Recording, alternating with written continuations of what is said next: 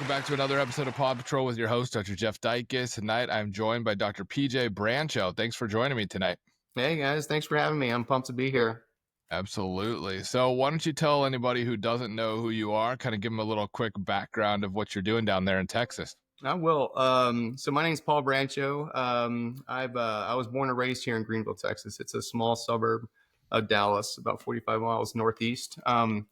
My dad started this residency that I'm now the program director of at Hunt Regional Medical Center in Greenville, Texas, and he started back in 2004. I'm not sure where the vision came from, but he's always been academia, and I'm happy to take it over the last. I guess I took over about 3 years ago now.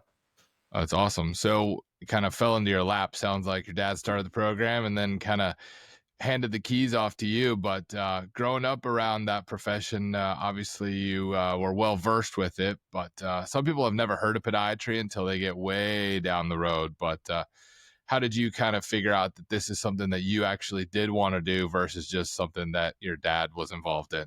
It's a great question. I think I played college baseball.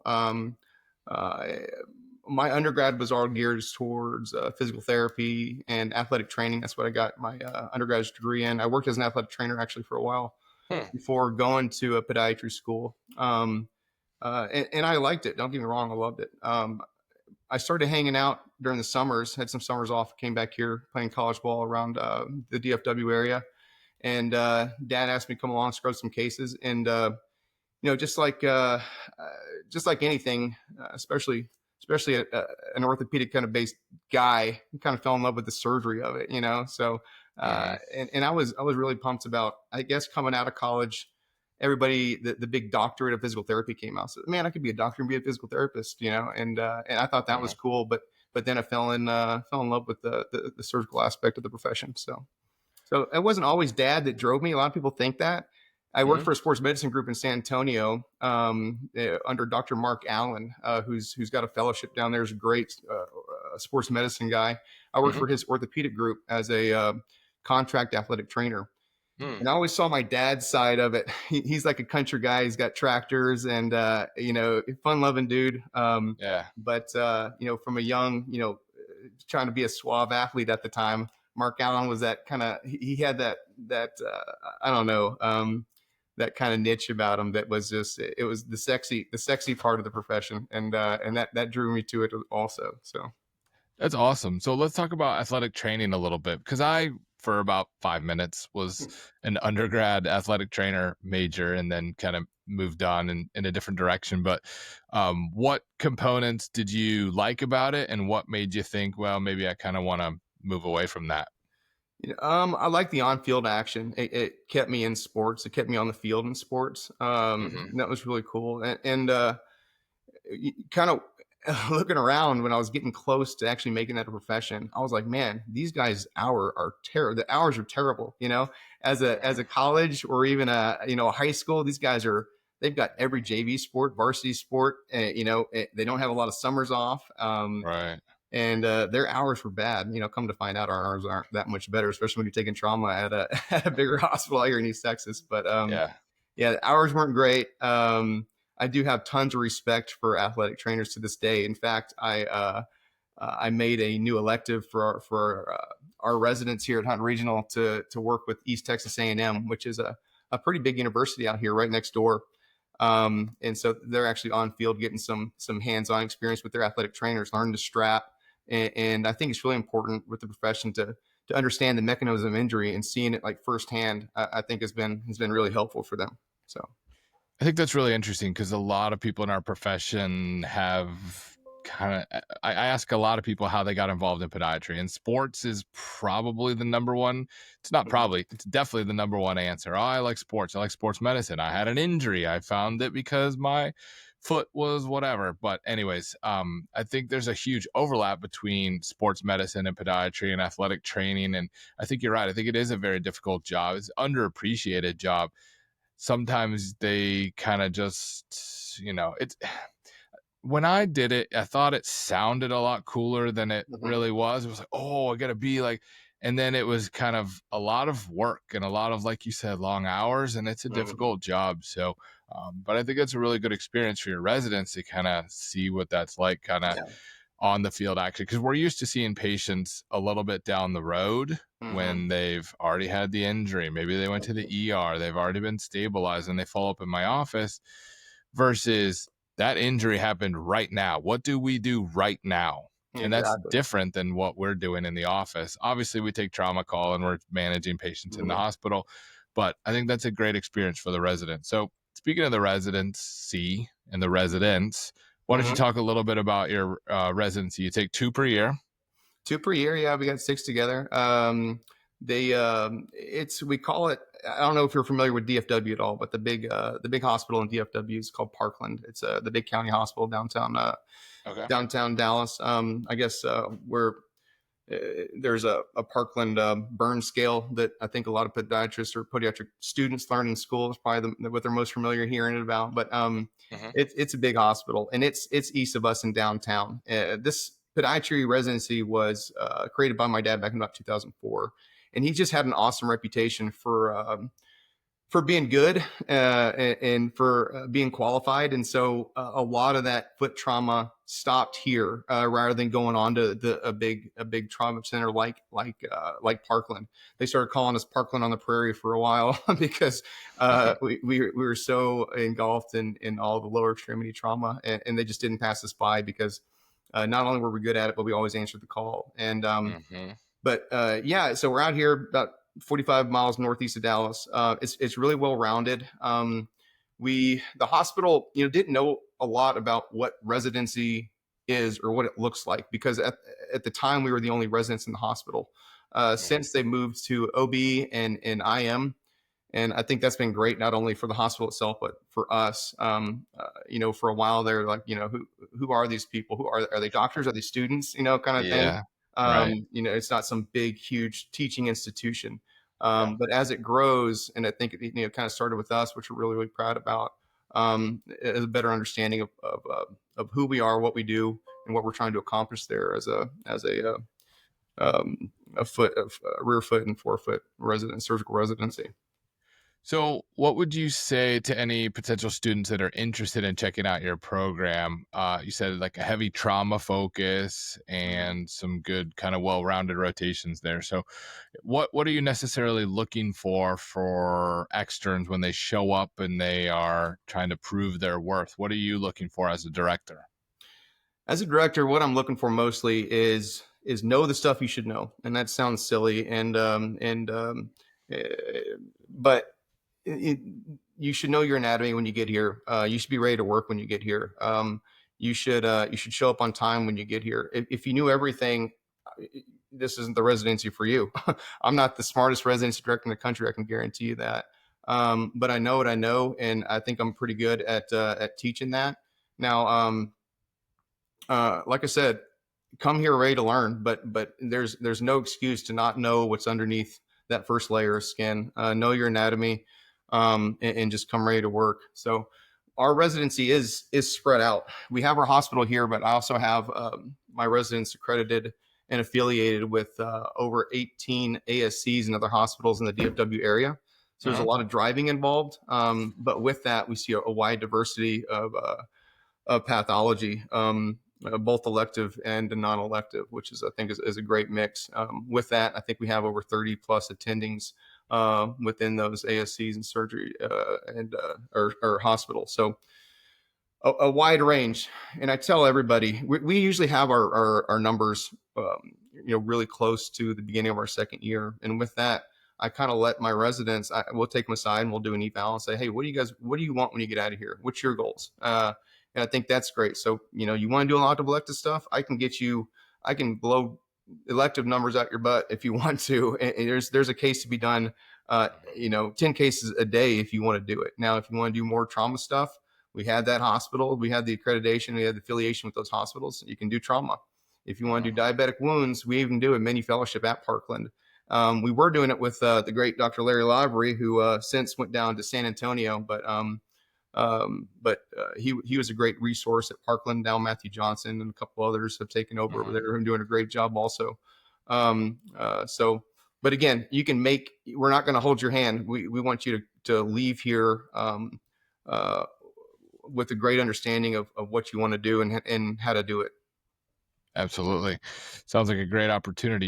Are you currently the vice president of the Texas Podiatric Medical Association? I am the first vice president right now. I've been on the executive board for 6 years now. I think 6, 7 years now. So um, it was something my dad instilled. He's a past president of the association. Mhm. He retired 3 years ago, but he was actually serving as the CMO, the chief medical officer for the association, up until this last legislative year. Mhm. So he was involved, and that's always been really, really important for us, as a family, for one. But Yeah. it's just so important.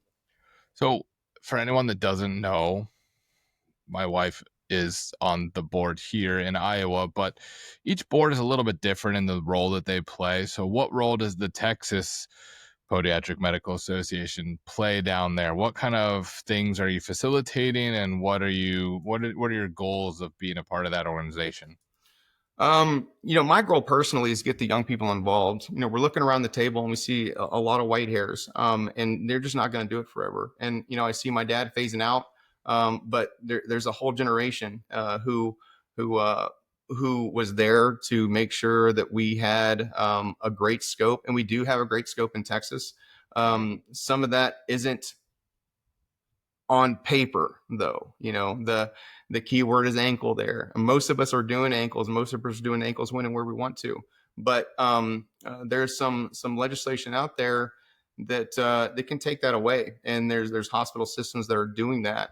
Um, and so making sure that our rights to practice in the state of Texas, that's what we're here for. We have a great state lawyer who's keeping an eye on all that stuff, but we have different districts. Those different districts answer to the state board, and that state board will fight for it with their lawyers free of charge and stuff. It's we're kind of the comfort blanket, for our scope and our practice here in the state of Texas. So it's just really important to get involved. Like I said, I've been involved since the beginning.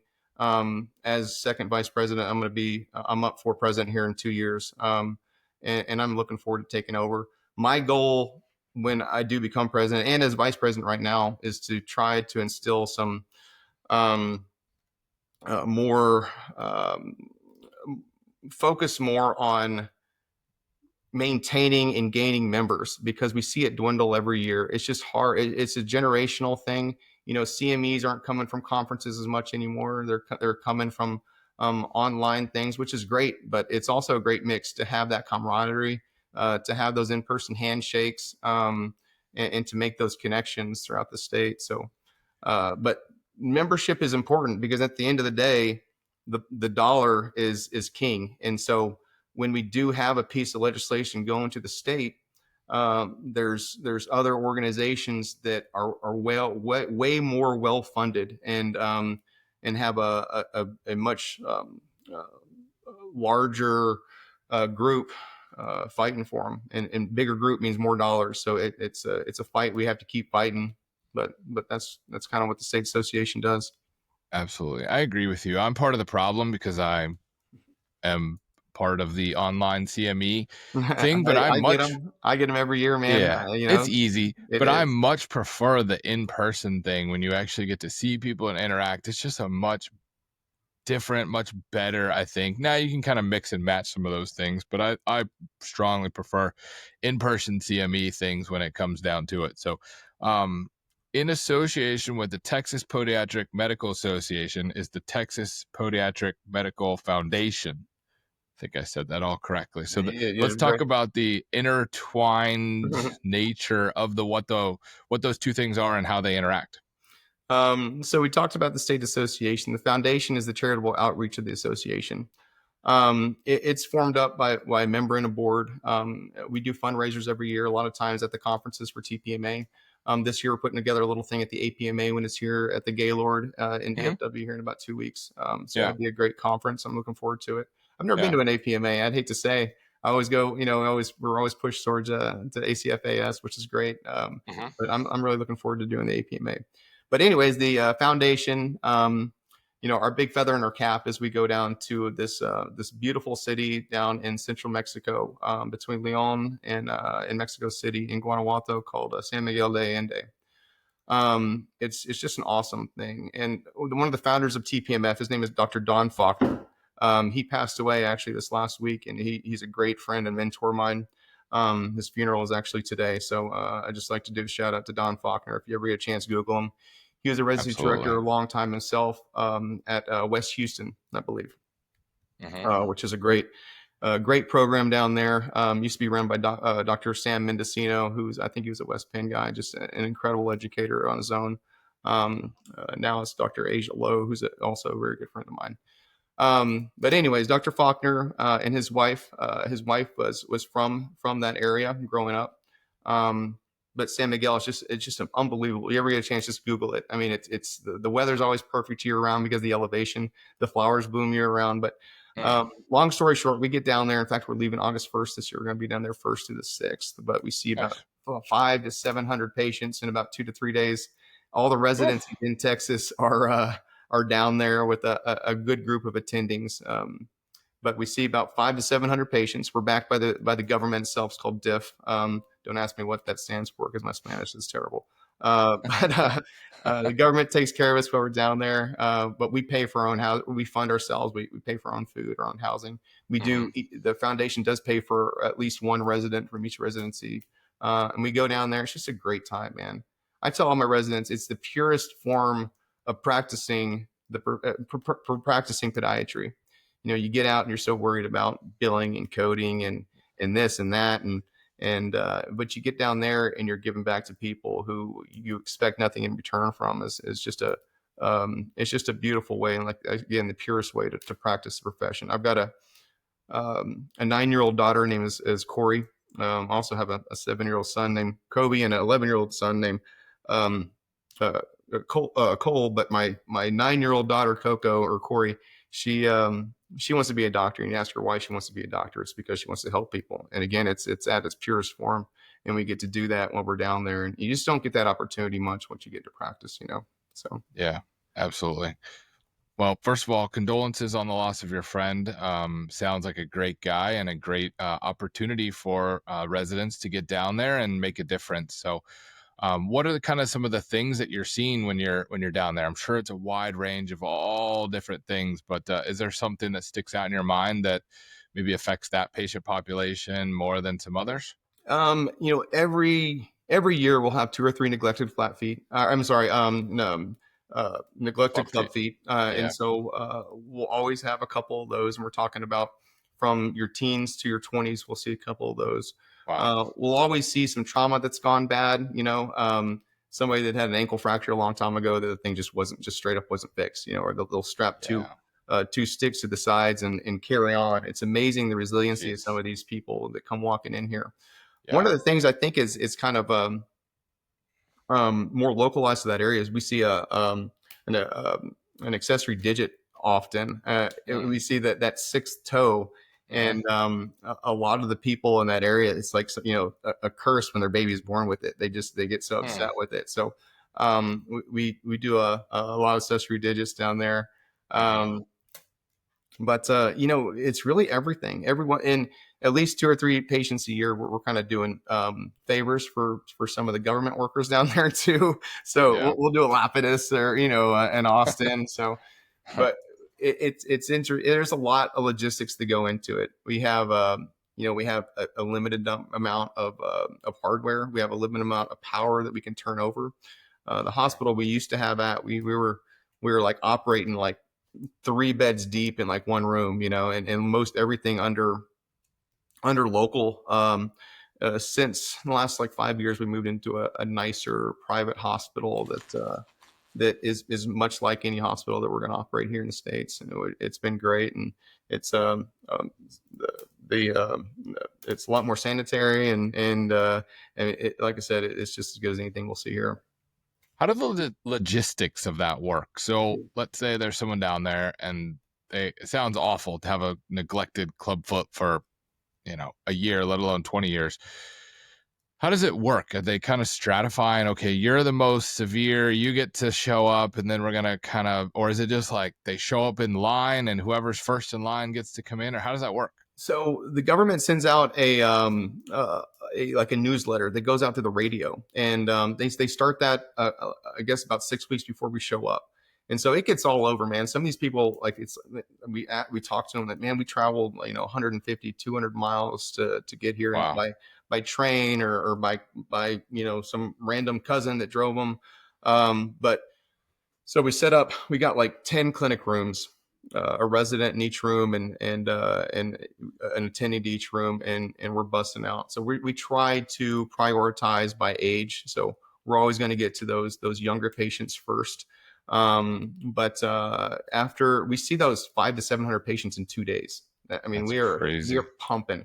We also Yeah. have an orthotic group who actually manufactures down in Guanajuato called Mile High. They come down and donate like 1,000 plantillas, or that's insoles in Spanish. So, most Hmm. of the time they're coming in here, I would say 50% of them, want some antifungal medication for their nails and some plantillas. But, about one in every 50 is some serious stuff Yeah. that at the end of those 2 days, we have grand rounds with the attendings and the residents, and we talk about what it is we need to fix, how we're going to fix it, what we have to fix it with. Um, that's when the real work begins, because getting a hold of these patients who sometimes don't have cell phones, or are staying with a friend, or at a hotel down the way, it's like Yeah. turns into an absolute mess. Our coordinator, Krista Richter, she needs to have a shout out to, because she's unbelievable how she puts this together. She coordinates flights, hotels. Hmm. She's making the phone calls to get these patients on the horn to get them back for clinic. Our X-ray is at a different building than where we see the patients. So Hmm. we send them off in a bus, we bring them back, and like it's like, Jeez. sometimes they'll take off for X-ray and we'll never see them again. And then we're doing grand rounds, we'll see this terrible deformity. We're like, oh yeah, where's that patient? And it's like, I don't know, man. Maybe we'll see him Wow. next year, kind of thing. So, That's crazy. but it's been great. I cannot believe to say, I don't feel old enough to say it, but this will be my 10th year going down there. So That's cool. It's really it's good. super cool. That's awesome that you do that. Does anyone get turned away? I mean, at some point, you can only see so many people. I mean, that's a lot of people to be seen. So are they getting triage? Like, okay, toenail, no. This, no. Like, So we've never turned away a toenail. We do we do a lot of ingrowns, yeah, but no, we have to turn away some surgery cases. Surgery cases is the only thing we really have to turn away, because mhm, everybody wants their bunion fixed. Everybody wants their bunion fixed, yeah, and we do a good job like vetting, like, hey man, is this affecting your job? What do you do for work? And right. it's just like it's a good examination evaluation that you do in clinic at the end of the day, and I think that's good for the residents too. Like, how is this going to affect their life? How is this going to change their life? And what can we do to help? I remember I had an argument with one of the other attending, not an argument, but a disagreement. It was a diabetic patient that had, like, a really bad adductive varus fifth digit with an ulceration on the lateral side. Well, the patient turns out to be undiagnosed diabetic, and he's like, oh man, are we really going to operate on this out of control, uncontrolled diabetic? And I'm like, man, we have a chance to do a little arthroplasty that's going to derotate that thing. She's probably going to go home and get infected. She's going to end up losing her half her foot. So here's a little procedure that we can do in a patient under Mhm. local anesthesia that could potentially save this patient's foot, for like, and it's just something little, but it's amazing how much it's going to change that patient's life, potentially change the patient's life. So. Yeah, how much difference you're making in their lives. Even after you're long gone, they're there, Mhm. knowing that you guys came in and made a difference. So I always have wondered, because I speak to a lot of people who do mission trips all over. I just spoke to my buddy Adam Perler, and he was going on a mission trip to Peru. But why are there just not enough doctors of our specialty, or why are there so many neglected patients seemingly everywhere in the world? Why is it such a common thing? That's a good question. there are a lot of podiatrists there in San Miguel de Allende. We've seen their clinics. In fact, we've had a couple people like actually try to volunteer to help. We weren't Hmm. sure their intentions. Some of them are trying to get like patients through our clinic, or we've been Yeah. kind of like, yeah, what are they really trying to help, or are they trying to like, kind of, but we haven't met one that's had any kind of surgical training. And Sure. understanding the pathology. And even there's an orthopedic group that comes to San Miguel also. I can't remember the name of it. Hmm. Um, but at the end of the day, it's what separates us podiatrists from any other specialty in the world, really. And that's understanding the biomechanics of why the deformity is occurring, how it's Yeah. occurred, and how to fix it. It's and that's no dish on any other specialty, but I think it's such a niche, it's such a specialty, that really we only have a grasp. And I think it's because of our understanding of not only the anatomy of the foot, but the biomechanics behind it. So Yeah, absolutely. Is there anything that you really look forward to when you're down there? Is there any kind of case that you're like, oh yeah, I'll take that one. Is there anything that you kind of look forward to? the most the biggest thing I look forward to is the street tacos and the churros. But I yeah, meant procedurally, but I'm on board with you. If I yeah, come down, that's what I'm into too. yeah. No, our we in our residency, we're kind of known for, besides the other residencies in and around um, Texas, our residency is really known for our reconstruction, especially our rear foot reconstruction. Mhm. So whether we want it or not, usually it's us, it's our guys kind of taking on some of the hind foot fusions, or it'd be an ankle fusion or a triple or a pan Sure. tailor. I did two pan tailors last year down there. So I Mm. like the challenge. I like the challenge of not having a big IM rod. We're going to use big honker of an 8/0 screw, from big crossers from the ankle down to the subtalar joint and stuff. Mhm. Just trying to figure out how we're going to do it, and what approach, by making the smallest incisions that, because they're not living in the greatest, most sanitary places. So, how can we do this? How can we do it stable enough to where if they have to walk on or have to get around, that they're not going to mess this thing up? Um, I think that's what I look forward to the most, is really trying to figure out not only how to do it, but how to do it in the patient's best interest. And it's always a challenge down there, but I really feel great about what we do and how we do it. And I've never walked away and said, man, that wouldn't have flown in the States. We make sure that what we do down there would fly up here, and I've never had a bad feeling about that. So. Yeah, that's great. How does the follow-up work? So you're going in and you're doing some kind of big reconstructive surgery Mhm. sometimes. How do you arrange follow-up, and who takes care of it after you guys are back here? So that's a good question. So um, it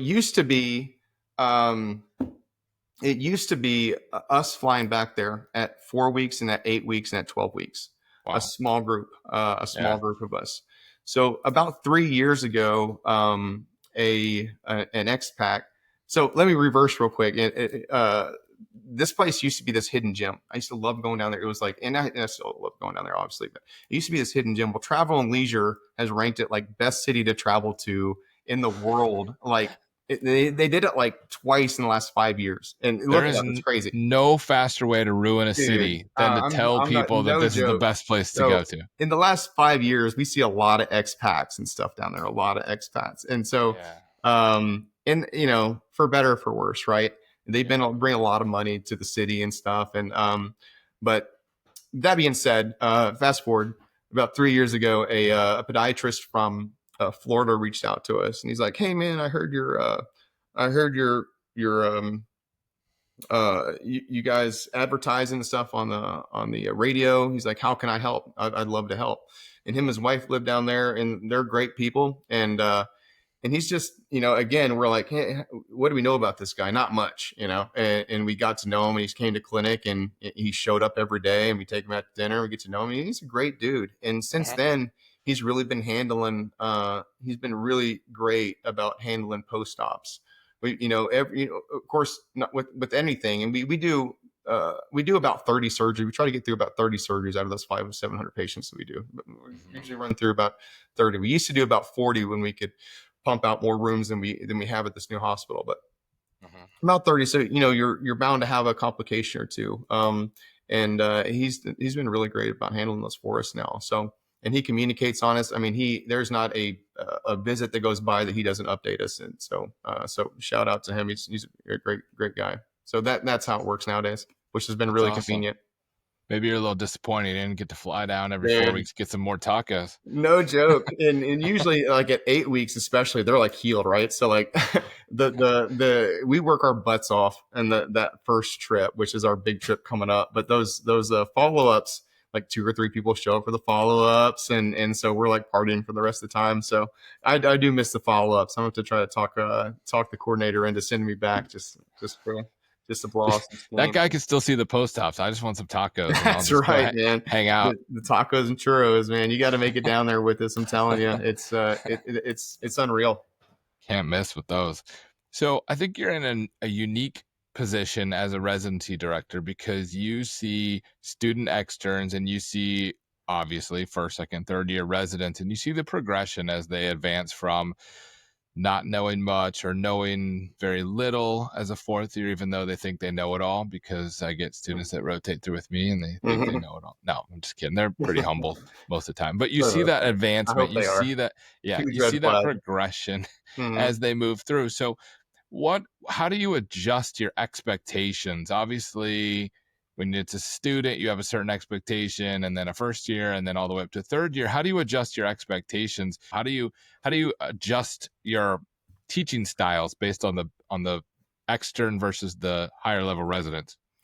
Great question. I have super high expectations. I expect my third years to do what I do, and I expect my third years to know what I do and how I do it.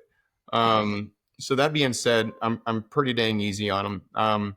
I leave the pimping up to my up to my residents when it comes to the students. Every once in a while, I'm listening in though. I'm listening to the pimping going on, and I'll chime in every now and then. But again, if it's basic anatomy stuff, I expect those students to know that. Sure. First years, all the education stuff should be pretty well down pat, right? I want landmark articles. I want anatomy. I want them to know the why. It's my job the next 3 years to teach them the how. And I say that all the time. And my biggest quote is that one, and my second biggest quote is, it's not how fast you are, it's about how good you go fast. And so I'm really patient with the first years, closing and working the back table. We have enough cases in this program where we don't do a lot of double scrubbing, even though I do think it's super important. If there's nothing else for them to do, I want them double scrubbing with us. We leave a lot of the elective stuff up to the first years. Most of the big trauma and reconstruction stuff that we do here at the hospital, I'll do with the third years.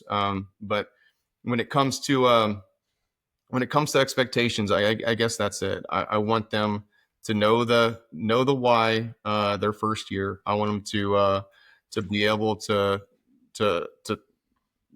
close well. I want them to know their anatomy well. Their junior year, I don't give the scalpel away a lot, even to young juniors. They got to earn it. It's not their God-given right to cut.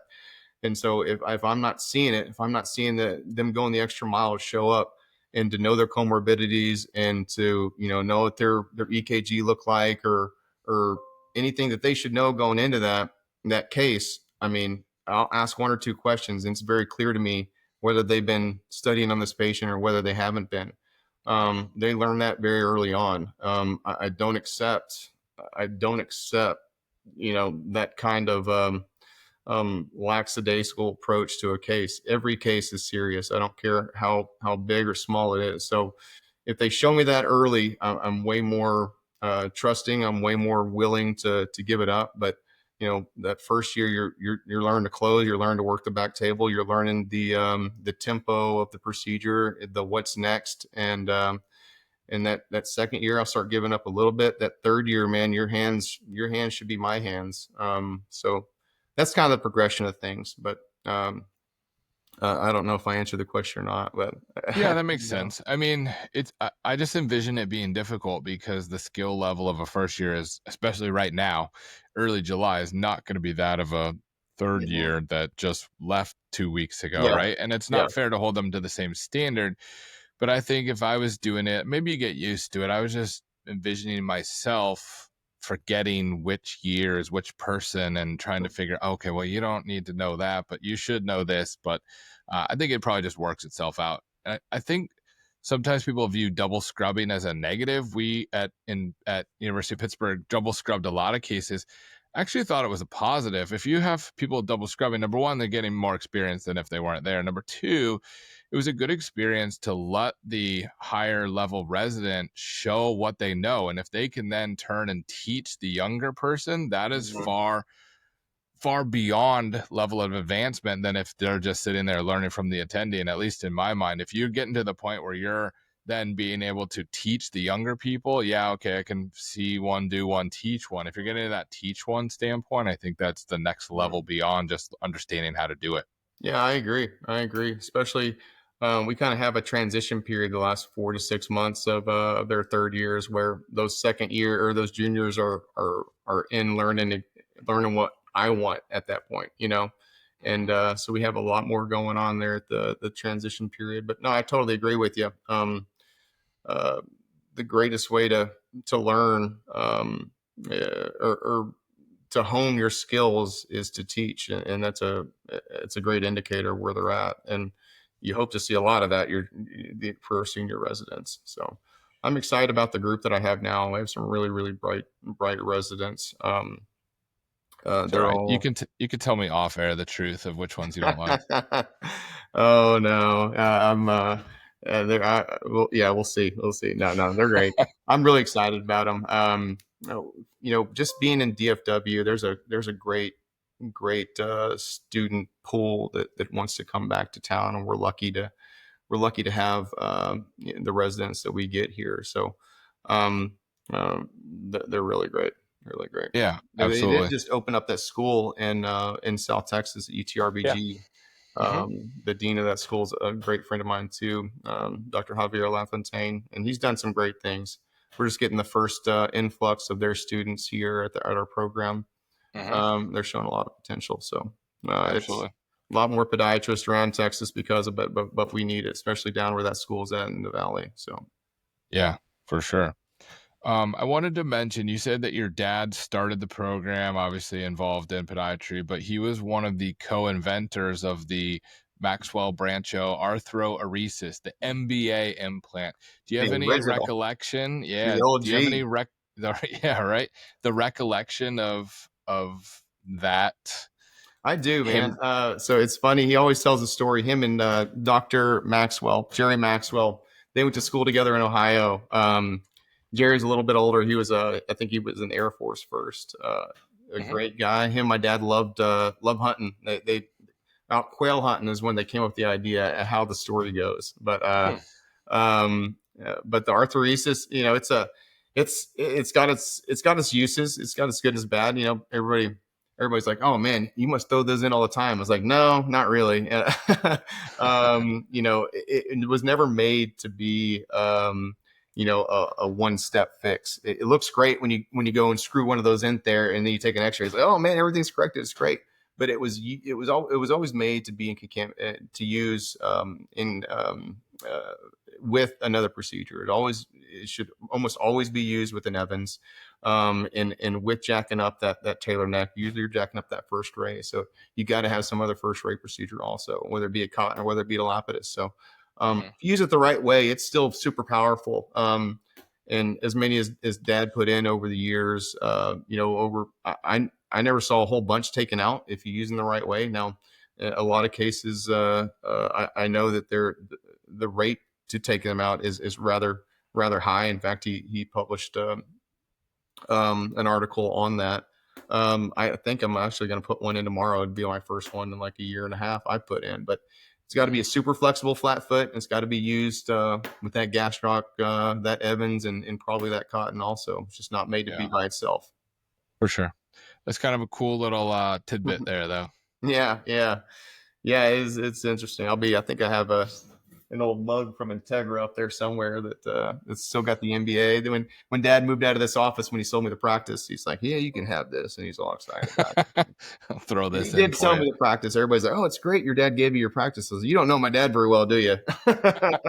So I'll be paying this thing off the rest of my life. But no, he's a good guy. He's retired now, 3 years, and he's out on the farm. I'm sure putting away the cows as we speak. So. Good deal. So, what is anything that you can think of that makes your program unique? Is there anything that makes your program kind of set apart from any other programs? Obviously, I think the director makes a big difference, and so people hearing you on this podcast, I'm impressed Well, and I like you, but what what else sets you guys apart? what makes us unique, I think, especially here in Texas, is the reputation that we've made out here. And what I mean by that is there's in some of the other places in Texas, there's the orthopedic surgeons have a big kind of stronghold in certain cities in particular, say the Austin area, which there's no residency, which is crazy. A city like Austin doesn't have a residency. And it's because, the orthopedic surgeons they just will not let a podiatrist, do anything behind the hind foot or from the hind foot back. So, um, because of the reputation we built out here, nothing passes us by, and because of the history behind the flat foot reconstruction, and maybe part of that is the MBA, because he's been doing reconstructions. My dad did like a 3-year residency when most people were doing one. He did his residency in Seattle and then came and did another surgical year here in Mesquite, Texas. And so that reputation, again, nothing passes us by. Nothing goes into the bigger institutions in Dallas or or Fort Worth. So it's a small town. You're going to have to, when you get off this, you're going to look up Greenville on the map. And you're like, what the heck is out there? Well, we're out here, and there's not much else all the way to Arkansas. And so it stops with us. And so, I did a flat foot on a kid from Arkansas last week. And we got people driving 3 or 4 hours to get done what we do. So I think that's really unique. That we don't have any pushback in the hospital, never have. We're excited to be here. The diversity is huge. We're not going to push you to be something you don't want to be. You're going to get your numbers, but if you want to get, if you want to get 500 ankles, you can probably get 500 ankles. If you want to be the master of the bunion, we can accommodate that as well. But I think the diversity, with the amount of ASCs, hospitals, and attendings we have, I think that's what makes us really unique and really special. And I've been really proud of the residents that we've been able to produce over the last my 3 years of having taken the reins of this place. And I know looking around and seeing some of the other attendings that have stayed around the DFW or have gone out in throughout the country have really made us proud and have stuck with it and are doing a lot of great things. So. Yeah, that's awesome. You mentioned a good relationship with the hospital. I think that makes a good foundation for a residency program and breeds stability. So having that underlying good relationship with the hospital is actually very important. Mm-hmm. Yeah, it is. I think so too. And to make sure that happens, and this is talking to all your listeners, get on the board there too. I'm talking about the politics of the state association, in at the state level and the national level. I'm also on the board of the hospital. I'm on the surgery executive board. I'm on the credentials committee there. So and because of that, you'll have a voice, and they'll respect you for who you are. You guys are doctors, you're smart. Act like it. They're no better than you, so go in there and leave a footprint, because if you don't do it, somebody else is. You gotta have your word, firsthand. You can't rely on somebody else to do it for you. Absolutely. When you have students come through and then they go to interviews sometime in January, I believe, what are the biggest red flags for you, either during an externship or during an interview? Are there any things that stand out to you as like kind of a deal breaker that they do or say, or anything that's really just going to rub you the wrong way? I hate chat GPT and stuff like that. What some more recent things that have rubbed me wrong, just kind of just made me upset is when I'll ask a question and they don't know it, and they'll turn around and they'll get on their phone and they'll ask and they'll turn around and tell me what their phone told you. I Yeah. don't want that, and I don't want that on my time. That like drives me nuts, Yeah. man. It's like, man, I What a don't waste of your time. Yeah. I know. Yeah. I didn't ask your phone the question. I asked you the question. If you don't Yeah. know it, I just want to hear that you don't know it. And that's fine. Like I said, if you knew everything, you shouldn't be here because I've got nothing to teach you. But, and I don't expect you to know anything. I want to hear the answer. I don't know. I'll look it up. And Yeah. by golly, I'm not going to forget about it. So send me an email or send me a text with the answer on your own time, not on my time. But Yeah. that's a huge red flag for me. And showing up late is a huge red flag for me. I don't, and I love, I'm on time. I'm always on time. I don't think I've ever been late to clinic. I don't think I've missed a day of clinic for being sick either. I'll put on a mask and I'll tough it out. Yeah. And that's, I'm not trying to sound like some big tough guy, but there's a I'm job to the, be done. I'm the same way. I'm the Uh, you, same way. you got 3 years to learn everything that you can learn, Mhm. and there's not days that you should be missing. And I understand, I'm a big family guy. I love my family to death. My wife is the most amazing person in the world. Her name is Amber. She makes my life possible, especially with those my three kids. You know, but she knows when I'm working, she might have to put in a few more hours with the kids here and there, Yeah. but especially as a resident who just, I don't have a lot of patience for that. Yeah. I agree with you on all of those things. So it sounds like you're pretty entwined with the field of podiatry, what with it being a family deal. But if you weren't involved in medicine, what would you do? I am I'm an outdoors man, almost at nausea. I love being out the outdoors. I have so many hobbies, um, and I do work to live. I don't live to work. But on the weekends, you can find me on the river, fly fishing, or kayaking, or hiking. Mhm. My wife's a personal trainer. She's in way better shape than me. That's not saying a whole lot, but she's in way, way better shape than me, I should say. So we're always outdoors, whether it's sports or outdoors. So people ask me all the time, I'd like to be like a game warden or something, out there. And Yeah. it's kind of scary when everybody you're approaching probably has a gun, though. But just being out there, driving around the outdoors, and getting some fresh air. But I love to fish. I am a hunter. My dad's we got a couple thousand acres west of here that we have a cabin on, and it's my happy place, man. I love watching the sun go down, and under behind a real fire, and cracking a cold one. So, but Yeah. Game warden sounds right up your alley. That would be perfect. yeah, until somebody shoots back, right? Well, yeah. Not great then. Yeah, All right. I've started doing a new thing. It's called the Pod Patrol 8. It's 8 rapid fire questions. Just don't think. Just go ahead and fire off an answer. You ready? yeah. All right. Number one, coffee or soda? Coffee, Number two, custom inserts or off the shelf?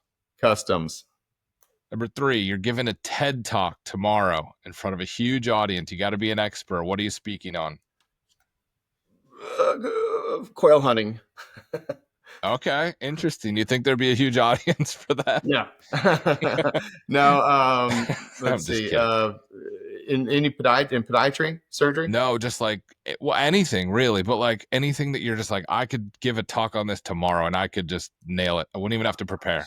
Uh, Geez, I would hate to say something podiatry. That's so my being a father. Yeah, it's good.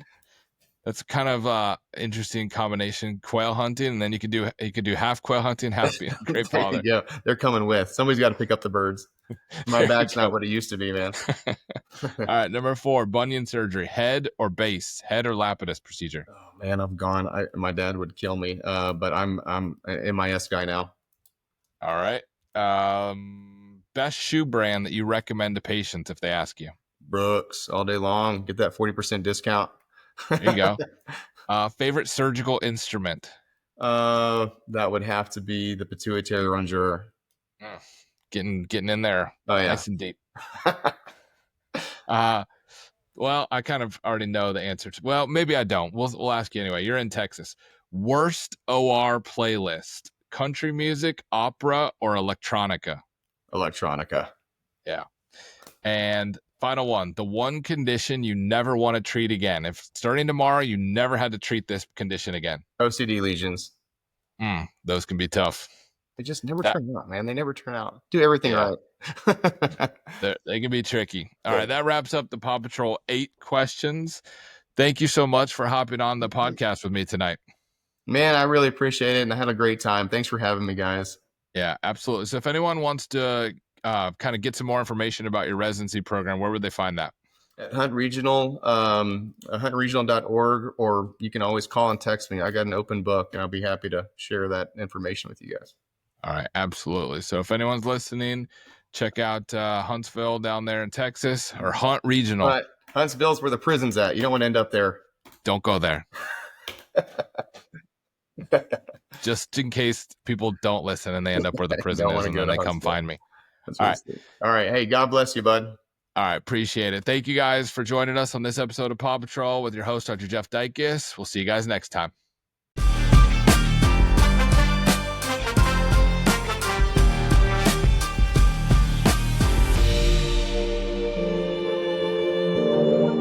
Disclaimer.